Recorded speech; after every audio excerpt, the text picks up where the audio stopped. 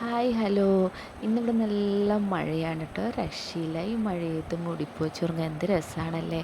പക്ഷെ എന്ത് ചെയ്യാനാണ്, നമുക്ക് പെണ്ണുങ്ങൾക്ക് കിച്ചണിൽ കയറാതിരിക്കാൻ പറ്റില്ലല്ലോ. ഹർത്താലാണെങ്കിലും നമുക്ക് ലീവൊന്നുമില്ല.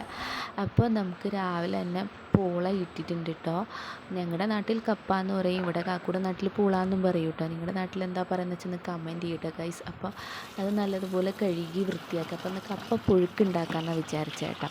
നല്ല ചിക്കൻ ചുക്കയും കപ്പ പുഴുക്കും അടിപൊളി കോമ്പിനേഷനാണ്. അപ്പോൾ അതൊക്കെ നന്നാക്കി കൊത്തിയരിഞ്ഞ് അവിടെ വെച്ച്, അപ്പോഴേക്കും തേങ്ങ എടുക്കാൻ വേണ്ടി തൊടുവിലോട്ട് പോകണ്ട.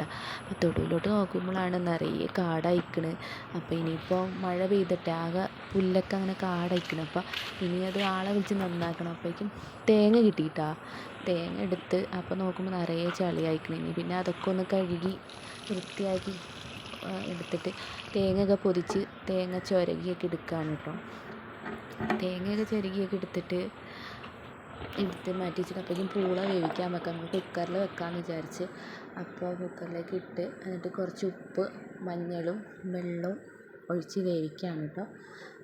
കുറച്ച് വെള്ളം പാകത്തിന് ഒരു 3 വിസിലടിച്ചാൽ മതിയാവും. അപ്പോഴേക്കും കപ്പ പുഴുക്കിനല്ലേ, അപ്പം നല്ലതുപോലെ വെന്തുടഞ്ഞ് കിട്ടണമല്ലോ. അപ്പോൾ നല്ലതുപോലെ അത് കുക്കറിൽ വെച്ച് സെറ്റാക്കുകയാണ് കേട്ടോ. സെറ്റാക്കി എടുക്കുകയാണ് ഗൈസ്.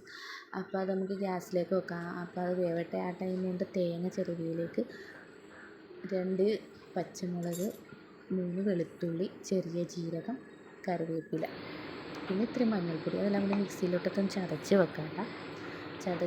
മിക്സിയിലേക്ക് ഇട്ടിട്ടൊന്ന് ചതച്ചെടുക്കാം കേട്ടോ നമുക്ക് ഗൈസ്. അപ്പോൾ ചതച്ചെടുത്ത് അപ്പോഴും പൂള വെന്ത് കുക്കറിൻ്റെ വിസിലൊക്കെ പോയിക്കണ്.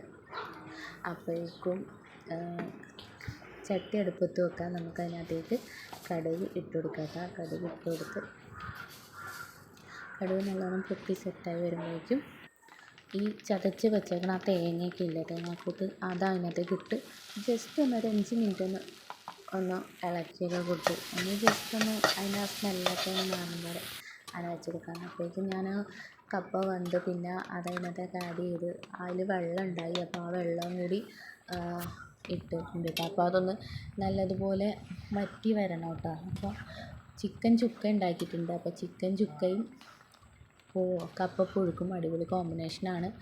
അപ്പോൾ അത് നല്ലപോലെ ഒന്ന് വെള്ളം വറ്റി വരണം. അപ്പോൾ ആവട്ടെ. കുറച്ച് കഴിയുമ്പോൾ തണുത്ത് കഴിയുമ്പോൾ അതൊക്കെ ഒന്ന് ഡ്രൈ ആയിക്കോളും. അപ്പോൾ ഇതാണ് ചിക്കൻ ചുക്ക. ഇതിൻ്റെ റെസിപ്പി കണ്ടവരൊന്ന് കമൻറ്റ് ചെയ്തോളൂ. അടിപൊളി ടേസ്റ്റാണ് കേട്ടോ. നിങ്ങൾക്ക് ആർക്കെങ്കിലും വേണമെന്നാണെങ്കിൽ പറഞ്ഞോളൂ. ഉമ്മ ഉണ്ടാക്കുന്ന ഒരു പ്രത്യേക ടേസ്റ്റാണ് ചിക്കൻ ചുക്കയിൽ. അപ്പം ഞാനത് കാക്കുവിന് കൊണ്ടുപോയി കൊടുത്ത് കാക്കു കഴിച്ച് നോക്കുകയാണ്. കാക്കു പറഞ്ഞ് നല്ല ടേസ്റ്റിന് അടിപൊളിയായി. ആർക്കെങ്കിലും ചാനൽ ഇഷ്ടപ്പെട്ടെങ്കിൽ സബ്സ്ക്രൈബ് ചെയ്തു.